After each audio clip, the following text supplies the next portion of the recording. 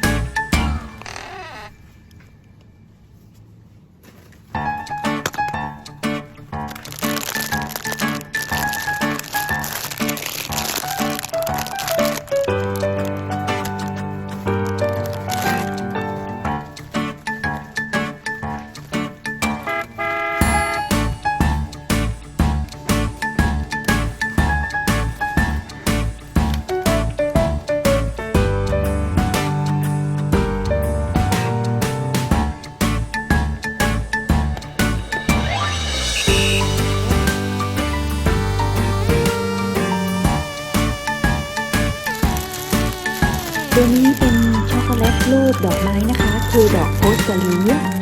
ก็คือเป็นฤดูกาลของดอกโพสเกอรีค่ะเขาก็เลยเอามาทำในช็อกโกแลตด้วยนะคะเป็นฤดูกาลของเขาค่ะ